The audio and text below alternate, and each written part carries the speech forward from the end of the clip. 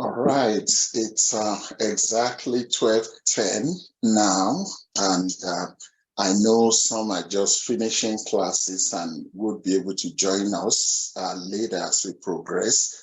I want to say good afternoon, everyone, on behalf of the College of Education and the Planning Committee for Research Conversations, and that includes A.G. Rod and Laura. I welcome everyone to this research conversation this afternoon. Today, it's quite a pleasure to have such a great colleague and a mentor to many of us leading the research conversation today, Dr. Judy Morrison. Judy is a professor of science education, academic director of the Tri-Cities College of Education, and the Associate Vice Chancellor for Research and Graduate Programs at the WSU Tri-Cities campus. Research focuses on the professional development of science teachers, including best practices for preparing science teachers who teach in STEM schools, integrating technology and working with English learners.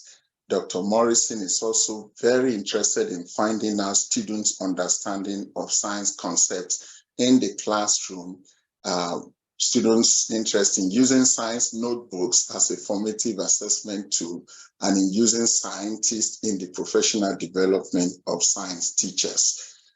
Personally, I mean, some of this you can read on our faculty profile webpage, but I like to bring a personal touch to this. Personally, I've had the privilege of working with Judy to develop the capacity of science teachers in rural areas, particularly in Clarkston and Lewiston areas. That was on the projects that we call the UCAPS project, and the Cabernet was part of that project.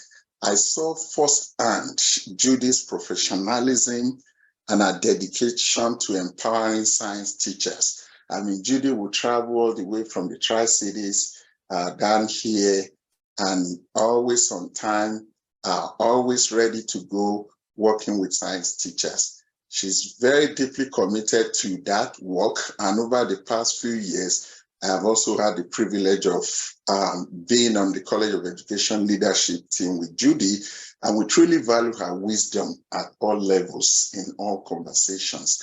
So today, Dr. Morrison will present on one of our funded projects entitled Socio-Environmental Science Investigations to Promote Geospatial Thinking, Integrating ArcGIS Digital Technologies for Learning. What a great privilege to have Dr. Morrison here leading our research conversation today. So on behalf of all of us, I want to say welcome, Judy, and please join me in welcoming Dr. Judy Morrison to our research conversation today. Welcome, Judy. Over to you. Thank you. Thank you, Shola. Thank you so much. And you brought back some fond memories of our UCAPS project over there in Clarkston. Yes. So thank you so much. Welcome, everybody. Thank you for taking the time to listen today. I realize I'm going to have to talk really fast because I've got a lot of really exciting, fun things to tell you about, but I realize there's a lot. So I will try to give you a pretty good overview in the next half an hour of this project, and then we'll leave some time for questions because I may not get to it all. So I'm going to try to talk to you about our NSF grant project that we have, and we're working with ArcGIS in the classrooms, overview some of our research and some of our very preliminary findings. And I do want to show you some of our exemplary projects because we have some really fun things that we're seeing in the classrooms. So I'll talk fast, and let me know if I can go back and talk and revisit anything I missed. So just an overview of this research grant. It's an ITEST grant, which through NSF, Innovative Technology Experiences for Students and Teachers. It's a collaborative research grant, which is different. This means that we have 3 different sites across the US. Each of us and I'm going to tell you in a minute who they are. Each of us has our own budget, but we submitted one proposal to NSF. But we are each autonomous as far as what we do economically, and we each submit our own reports, annual reports to NSF. We were funded late February, early March 2020 for 4 years. And it was great. It was exciting, except remember what else happened March 2020. It was an interesting time. So we had a lot of plans that we had put forth in our proposal, and reality hit, and we had to go back and do a lot of revising, which I'll talk about a little bit as I talk about the project. We have a variety of schools, teachers, and communities. It's a very exciting cross-disciplinary, cross-country kind of work. Each of our site has high schools that we work with and teachers, but we collaborate across those sites. It is a collaborative research grant, and we definitely collaborate on publications and the presentations we do, and we are really working a lot with our teachers. This is the just a quick overview of the sites that we have. We have 2 high schools in Fort Worth that are working with faculty at Texas Christian University, 3 high schools here in the Tri-Cities, working with faculty at WSU Tri-Cities, and in Pennsylvania and Delaware, 2 high schools, 1 in each of those states, working with faculty at Lehigh. So that's the overview. This is our WSU Tri-Cities team. I'm going to explain to you in a minute more about what we do, but it's really a great team. We have a lot of different things that each of us do, and some interesting outcomes. So getting into the meat of our project, some of our goals here, we do want are trying to get some integrated professional development and curriculum planning for teachers. And again, these are high school teachers. Our teachers learn GIS and spatial reasoning skills in curricular contexts, and that's the big one. And I'm going to tell you in a minute what those are and what GIS is like. We are hoping that teachers will implement these integrated activities and projects into their current curriculum. We are not asking that they take on new curriculum or develop new curriculum. We're talking about integration. We want them to put these new technologies, these new tools and strategies into their current curriculum. As far as students, we're developing students' spatial thinking, specifically their geospatial thinking. A lot of students don't even know what a paper map is, if you think about it. So we're really focusing on mapping and some mapping skills, and I'll tell you about those in a minute. We're also bigger picture, really wanting to increase student engagement and interest in STEM-related fields, and increase students' knowledge and use of technology. So those are some pretty big overarching goals. I'll tell you about our research questions in a minute. So this is an overview of the professional development that occurs, because I think, and before I talk about our research, I thought I'd just let you see what we're doing. So 4-year project that started, year 1 was June 2020 through May 21. We did some initial professional development with teachers. We had planned to have that face-to-face and working with teachers one-on-one and in a small group of 5 teachers. Of course, we couldn't do that, so we moved it all to Zoom. We worked all of year 1 over Zoom. The teachers did implement some activities, and I'll talk a little bit more about that later, but what we did find is that we were introducing them to some really great technology that they could use as they were teaching remotely. So they were able to integrate some of the activities that they were learning about into their teaching that they were doing, which was predominantly over Zoom. And then we finished, moved into the 2nd year when we could start meeting face-to-face with our teachers, which we did in summer. We had 5 teachers. The first year we added 3 new ones. And then we continued with our after-school professional development. And that 2nd year that was face-to-face, we do that in the high schools, in our the high schools that we're partnering with locally, and continued working with them as they implemented their activities and some projects. We're about in the middle, looking down towards the end of year 3 right now. We had some summer professional development last summer, and we're working with 7 teachers, and we added 2 new teachers last summer, and we're doing after school work PD workshops now. We're adding 3 new teachers, with the continued implementation of these projects. And year 4, which starts this summer and finishes out the last year, we will have 10 teachers total. Just a little bit about participant support, because I think this is one of the big things that we were able to do. And I put down there at the bottom, if you're planning a grant proposal, think about participant support, because it is so important, especially in hard times. You know, obviously the first year of our project was a hard time for everybody. Teachers were trying to move to teaching remotely. The second year that we did it, there was some high absenteeism in the high schools, and even last year we saw some of that. So it hasn't been an easy time. So we've really focused on participant support. You can see there what we're doing for teachers. And I'm not going to go through all of these in detail. The one I do want to highlight is that on-site classroom support. We're really lucky to have a team with enough people so that if a teacher does want to implement an activity or a project and they need some support in the classroom, we're able to get out there. And I do want to call out Danielle Malone, our research assistant, doctoral student. She's been amazing with the technology. And I know there were a couple times that teachers would text her and say, hey, I'm going to do this tomorrow. Can you be here? And she makes it out there. So it's really great to have all the support, and it's a wonderful team. So just a little bit about ArcGIS. ArcGIS is a geographic information system. And ESRI, the Environmental Systems Research Institute, is the big company, the institute that's developed and is using a lot of this, promoting it and providing a lot for education. So ArcGIS Online, and I'm going to show you some examples in a minute, but it's a fantastic place for data to be collected and analyzed, all sorts of different trends, and a way for students to explore different data lines, make decisions on problems or issues. We also use ArcGIS Field Maps, which is an app, and that app is typically on students' teachers' phones.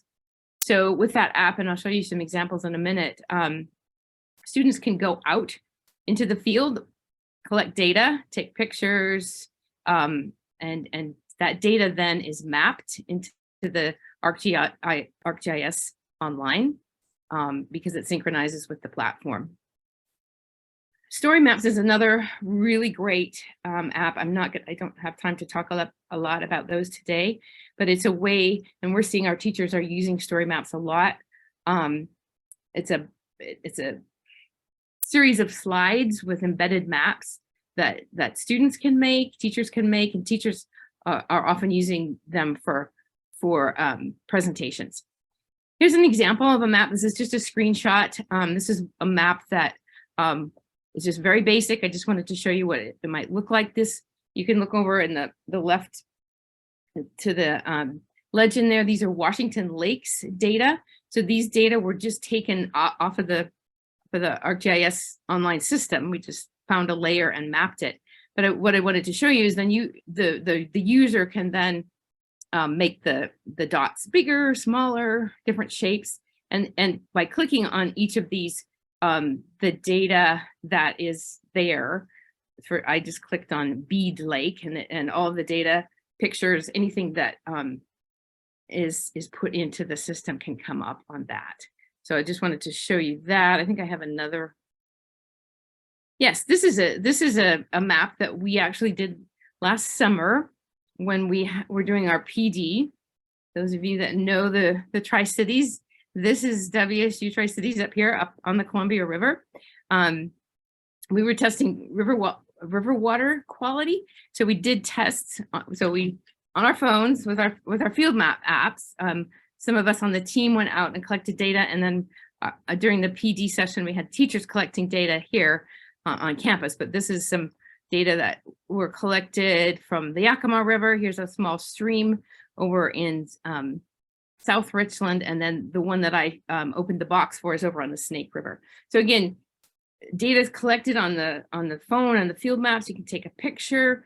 The time, the latitude, longitude, they're all documented, and then that it can be mapped on a map where everybody's data are combined. So then we use this to talk to teachers about, we were just wanting them to start to make some general conclusions about water. We looked at pH, phosphate, and temperature.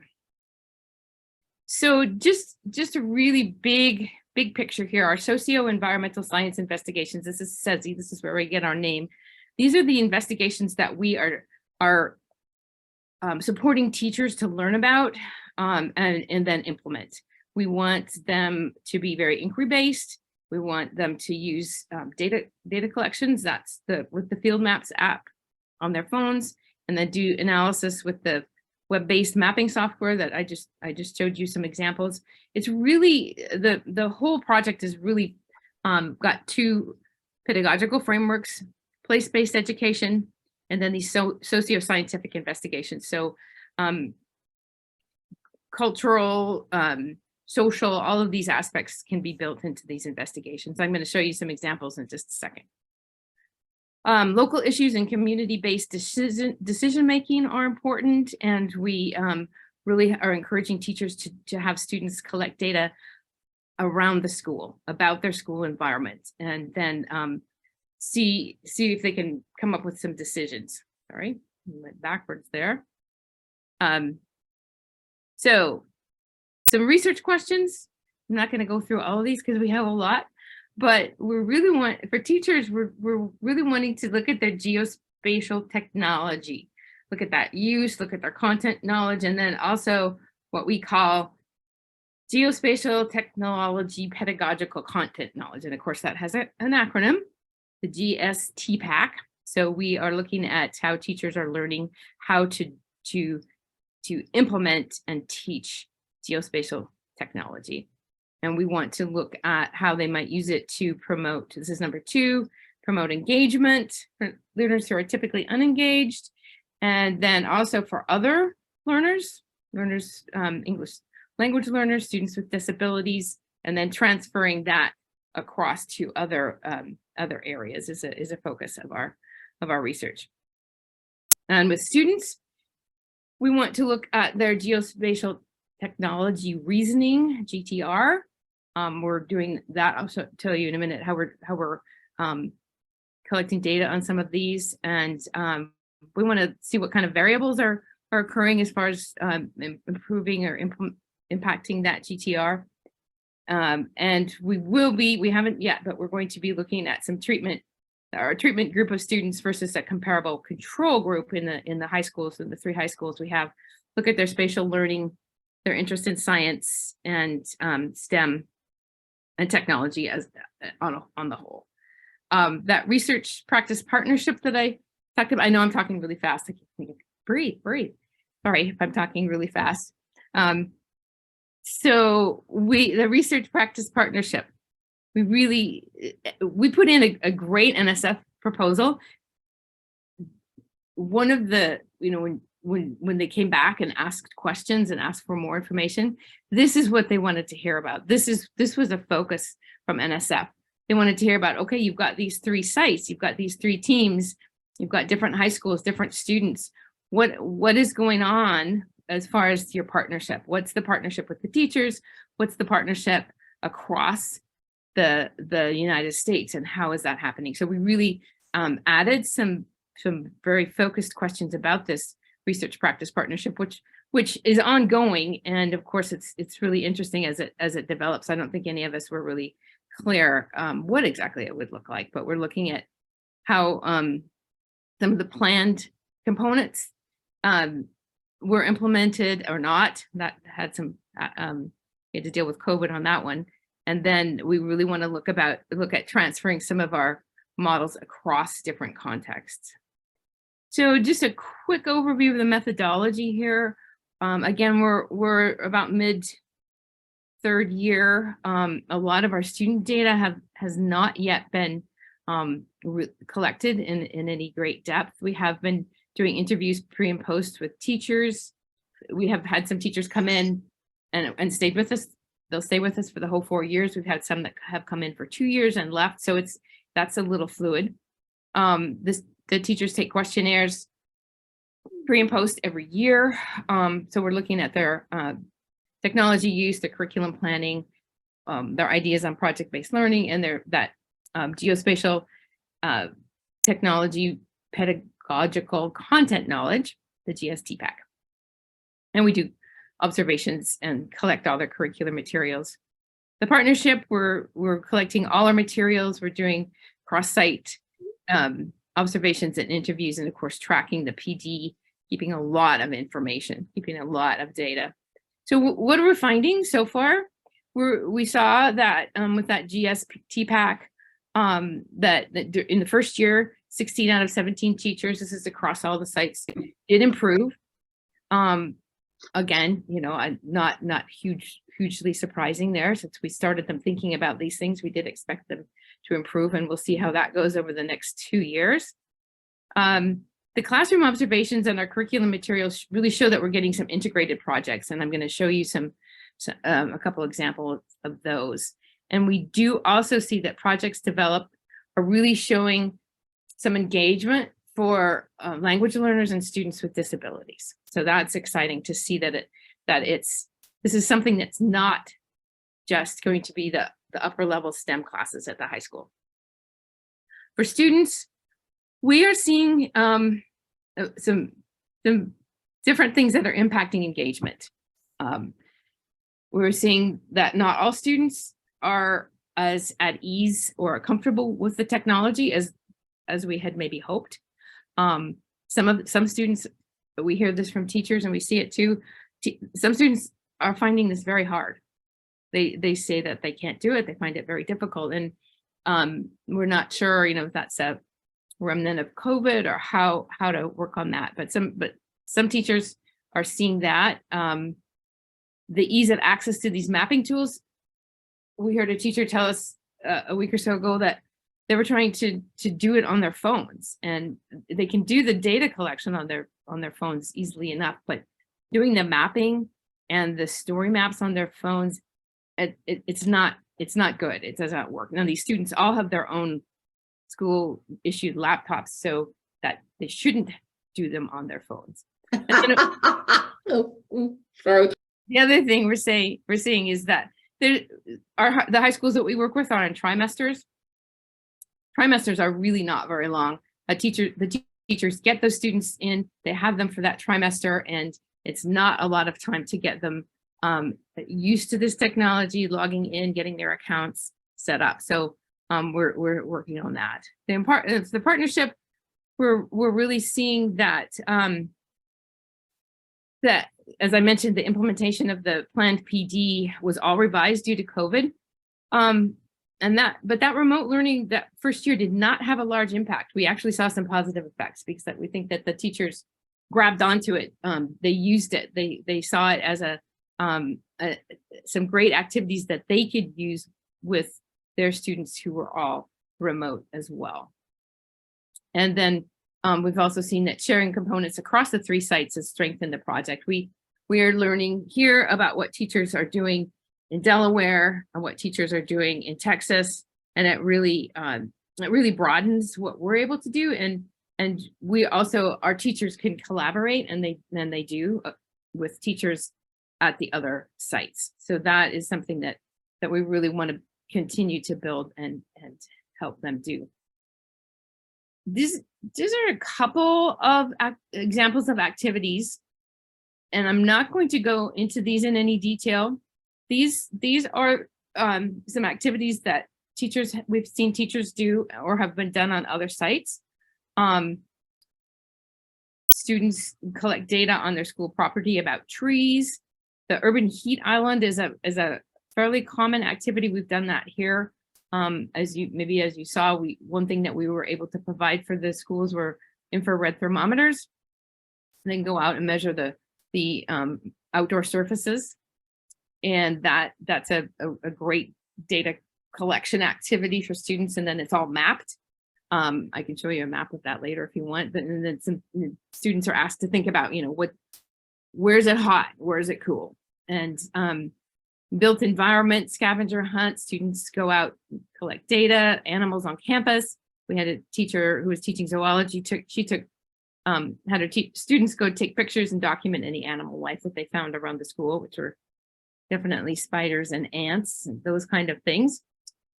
But I want to share just a little bit more detail about a couple of activities that we've seen that really get to these two research questions I mentioned before.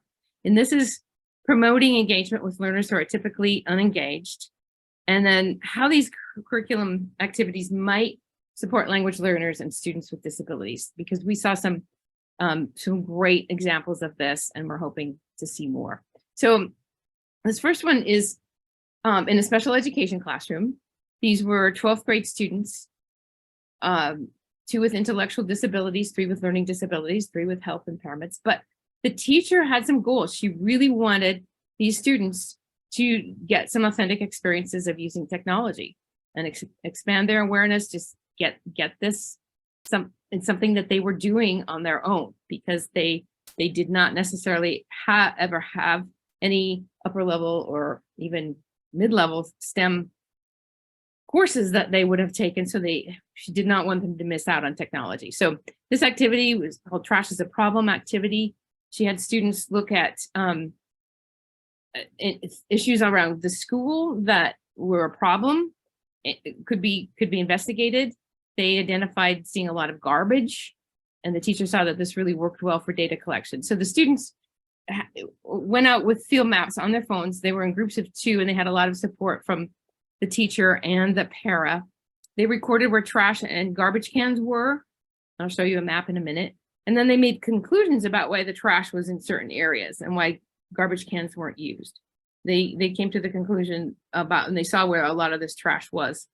It was around where kids ate lunch, where the garbage cans were full, and so on. And then the students proposed solutions for this problem solving. They decided to have a trash awareness week, and they made some posters. They had school-wide announcement. They gave these participation points out, and they talked to the administration, and then they collected this whole week across the school, and then they did a follow-up and mapped where some of the garbage was. So this is just to show you what their data collector on their phone looked like. You could see that they could put in a photo, and they took a picture of the garbage. They put the date and then the type of trash and where they found the trash, and they collected it, and then it was mapped. This is a map of the high school. You can see that the purple dots are the trash that was collected before they had their trash awareness week, pretty well spread out, and also the garbage cans. By zooming in, you can see that there's a lot of trash around each of these garbage cans, which the students just thought was amazing. They didn't know why that was happening. And then this is another map that they did. They could put another layer after their trash awareness week, and they mapped where the garbage was. It was very interesting. I don't know that there was a huge difference after intervention, but what we really saw were these students who had not ever really been involved in a lot of STEM activities really did some authentic data collection. They used that data to make inferences. They drew conclusions, proposed solutions. They really had some great experiences. And just to remember, these skills are really important, but they're not often available to the students in a special ed classroom. Just really quickly, I know we're running down out of time. I wanted to share this activity, which is a multidisciplinary project that we saw at the alternative project-based learning high school that we work with. It included physics, geometry, and PE. So, and this was a school-based activity. The students learned about disc golf. They had a disc golf expert come in and talk to them, and I think they saw all the materials that go into disc golf. And then groups of students proposed a course after doing some research and design, and then they did a field trip, and they did some outside work. And this is just a quick screenshot to show the map of their disc golf course around their school. Of course, they had to take into account cars and windows and neighboring property so that they wouldn't end up with anything, any windows broken, so to speak. So just a quick overview of our dissemination. I know I've gone through a lot of this quickly. And this is just to show you how many disciplines that are involved in this project, which is what I think is one of the strengths. I mean, we're able to publish in science and geography, special ed. All of these are areas where we're able to really get publications out, and we will have a book chapter coming out this spring about the project in a book about science teaching strategies in the digital age. And again, just a quick overview to see that we're presenting at conferences on social studies, on geographic education, science education, technology education, all of these areas. So it's certainly a multidisciplinary project. Next steps. Year 4 is probably going to focus more on student data. Mostly because of COVID, although we can't blame it all on that, we didn't get into classrooms until year 2. And that year 2 since it was the first year back, it did involve a lot of absenteeism. And so teachers weren't really getting as much done. But this next year, we're really going to focus on collecting student data. We're adding 2 geography teachers. Up to this point, we've had mostly science teachers, an ag teacher, and a special ed teacher, obviously. And we want to expand to some more sociocultural investigations and work more on cross-site teacher-to-teacher collaborations, because some of the teachers in Pennsylvania and Delaware have done some exciting things that we know our teachers can get a lot from. So some future research that might come from this project, I was looking for more avenues to jump off onto, maybe expanding to middle and elementary grades. As we've seen, this is very adaptable. We can use it in multiple ages and classrooms, and we want to do some more research in that area, and maybe also look at more research on story maps. We're seeing that teachers are using these well. So I know I talked really fast. Sorry about that. I tried to get it in. So does anybody have any questions? Judy, thank you very much. Appreciate that. That was great. Really interesting. I'll just start us off to get us going, and then others can speak. We've got about 18 minutes if we want to use that. I wanted to know, you talk in the beginning, you talked about spatial reasoning, and that really interested me. Is there a deficit in spatial reasoning that is exhibited, and is there a big need for this? Is it especially a good way to engage people in STEM activities? Yes, to all of that. Yes. So yeah, and I could pull up some of the research that's been done, but and I don't think it's just STEM, because students need to be reasoning and spatially reasoning for multiple different content areas. I think when we get them going outside, which we do want to do, that expands it so that it connects more to their lives and to their world. I think that for a long time there has been a focus on spatial reasoning in students as tied to mathematics. I think in some of the and it's not an area I have a lot of expertise in, but in some of the standardized tests, there's spatial reasoning that's done, and that's tied into mathematics. So I think the answer is yes, it's been tied to a lot of different content areas and seen as critical. And I don't know that we can say that there's a deficit that's been noticed, but I think one of the goals for this project is that it expands it. It's environmental, it's socio-environmental. So it's teaching these geospatial skills in a context that is meaningful to students, it's their own schoolyard, or it's their own state, or it's their own community.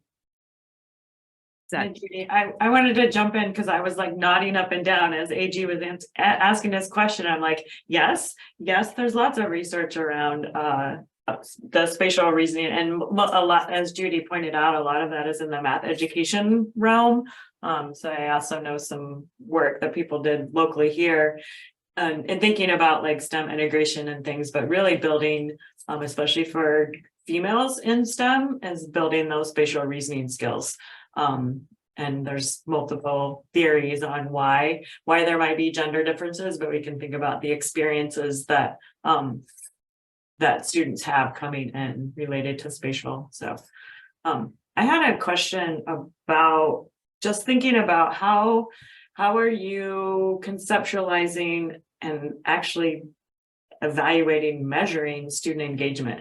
I mean, like that comes up in your research questions and everything else, and that's such a hard thing to measure and to actually define too. What does student engagement look like? Are you looking for it? And anyway, I'll be quiet. I'll let you answer. Right. Well, and that is, again, the student piece is something that we're really going to focus on in year 4.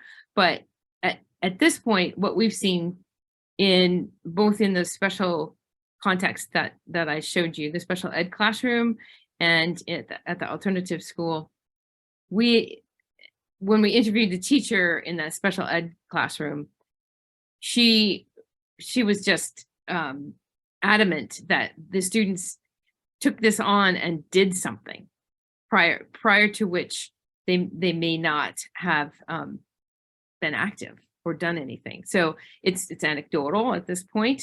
But again, I don't know that we're going to get beyond classroom observation and teacher interview data for that at this point. But we do have student maps, and after they get their account and they're in the system, all of their mapping and all of their work is put into the school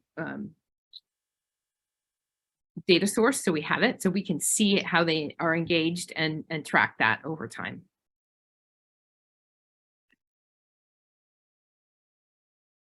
Other questions?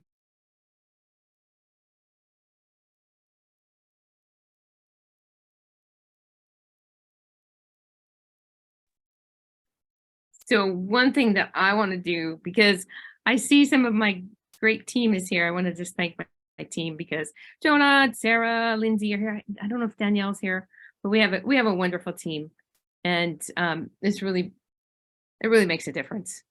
Couldn't do it without a great team. So thanks, you guys. Thanks for coming too. How did you get your teacher participants? Like, so I'm guessing you already have relationships with these particular schools. Had you already worked with the teachers prior? And it's a lot for them too, to take on. Yep. Especially in COVID. So we had, so for, obviously, you know, the Tri-Cities, we have two Pasco high schools and a Richland high school. I had worked with one of the Richland teachers on a research project before, and so reached out and got participation from him. As far as the schools went, the high schools in Pasco, it was I talked to the assistant principals, in both cases, and they found that it was something that they saw value in and encouraged teachers and gave me names of teachers. So that's how that worked. So I mean, both those instances have worked. And then as we have gone along, we've asked teachers to recruit in their schools, because that's the best. That's the most valuable, is to hear it from another teacher, and then we're able to have them talk somebody into it. And we've had a couple of those instances that have happened, which is great. Sorry, Dave, you were going to say something? Yeah, thanks, Judy. I wanted to leave space for our graduate students, because I always enjoy hearing questions for them. But I would like to ask myself, and this might get into some of your anecdotal data, but is there something, I know you described they're doing more integrated projects, the teachers, but is there something maybe that you've noticed that has been sort of something they said, boy, this is something I've never done, or this is an approach I've never taken to my teaching, and that might be sustained even after the life of your project? Well, we hope the goal is that it's all sustained to a certain point, just because, but yes, reality sets in. I think we've heard some level of that from most teachers about how valuable it is and how much they like it. Now, that might be, for instance, we're working with an environmental science teacher who has mostly focused on using story maps for his students. I didn't have time to talk about story maps, but I know that he really, and that's true in a couple other rooms too. They really like these story maps as ways for students to build projects and share data that they have done research on. So we've heard from most of the teachers that that's something that's very valuable and they will keep. Now we know, and we hear it all the time, it's hard for teachers to get their students in, get their accounts, get their field collector on their phones, and to go outside and to walk around and collect data and then come back in. I mean, just for example, we have a teacher who can't get outside because there's alarms on all the doors she wants to go outside. She wants to use to go outside. So she was telling us that she has to get an administrator to come and disalarm the alarm, all, the door, so they can actually go outside and collect data. So those kind of things get in the way. So she's probably not going to keep this up after the project because it's hard. But so the answer, sorry, that was long. The answer is yes, some of these things are really important, and the teachers have just taken them and made them part of what they do, and they're going to stick with it. Some of the collecting authentic data, it's the same old story. Whether you're doing it with a paper and pencil or whether you're doing it with a field map, it's the same story. It's hard to get kids outside and collecting data. So yes, any graduate students, any questions from anybody that's here? I'd love to hear what you think.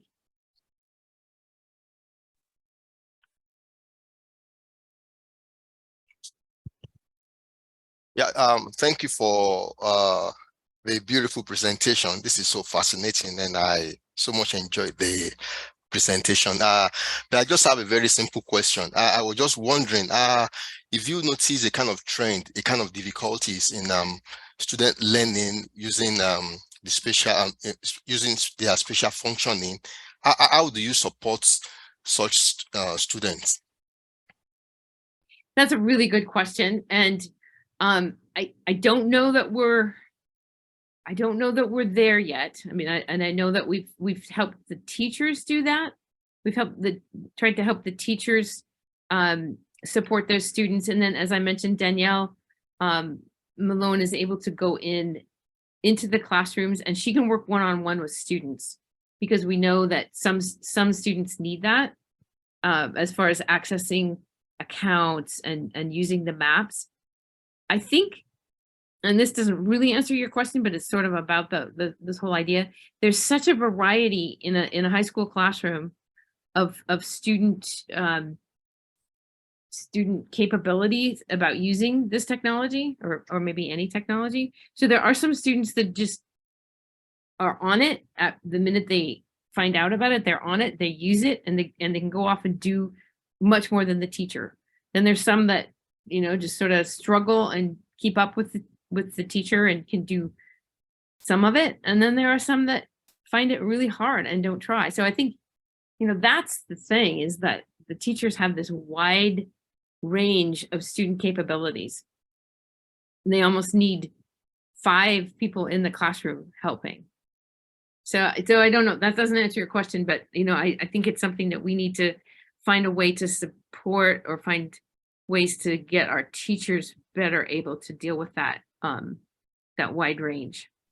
Yeah, thank you for that. I was just, because my research actually revolves around feedback and all that. So when you were talking about spatial functioning, I was thinking if it is possible to, incorporate a kind of gesture feedback, like a kind of how do I put it? The model feedback, like a special language feedback, is possible to incorporate that into the design. So I'm actually designing a study now, and my head is just going, different places. So when you were talking about that, that's the kind of idea I was trying to, because I'm using concept mapping with feedback. So, and I'm going to use a feedback they use tool as well, concept mapping tool. So I've been thinking, how do I provide feedback in case I see students struggling, So maybe you can think about maybe incorporating that with gesture feedback or special language sort of. I've read a couple of articles on that. So that is great. That's fantastic. We need it. We need that. We need you. So that's great. Thank you for that. Any other questions? Judy, what kinds of things have you learned from your collaboration with Lehigh and TCU? I mean, how does that work? I know you said they're separate budgets, but you're in a collaborative grant. So just tell me how that works. Has it been productive for all of you? I assume it has been, given your publications and so forth. Yes, I think it's been very productive. And I think one thing that we learned, and when I say we, this is the big we, this isn't just WSU, but all of us. I think we learned that we have to give each other space. Like, so for example, at the beginning, when we were on Zoom, everybody was supposed to be on Zoom. So all the faculty from Lehigh, all the faculty from TCU, all the WSU faculty were sort of, we were thinking, well, we'll all be in all the PD sessions because they're on Zoom. Why not? But pretty quickly we outnumbered our teachers, and that we found that wasn't really good. So I think one of the things that we have learned, and I am saying we, big we, that we just need, everybody needs their own space. We've got our own teachers, we've got our own climate, we've got our own context, we've got our own kinds of students. We really need to just go and do our own thing, and then when we can find areas where they mesh, really build on those, because they're not always going to. Thank you so very much, Judy. I'm particularly impressed by the array of publications that have come out of this project, and looking at just the breadth of the landscape of those publications. I mean, it's really been a great impact. So, and I really do want to commend you and the team. This is the kind of interdisciplinary project that really projects that address grand challenges, because the challenges that we face today are really interdisciplinary in nature, and not just a particular field can robustly address those challenges. So I really want to say a big thank you for showing us a powerful example of how we can address, societal problems today. Thank you. Thank you to you and the team. Thank you. Yes, it's great. It's great fun. Thank you so much, Judy. We really appreciate it. Very interesting and multifaceted and dynamic. Thank you. And if anybody wants the PowerPoint, if it would help,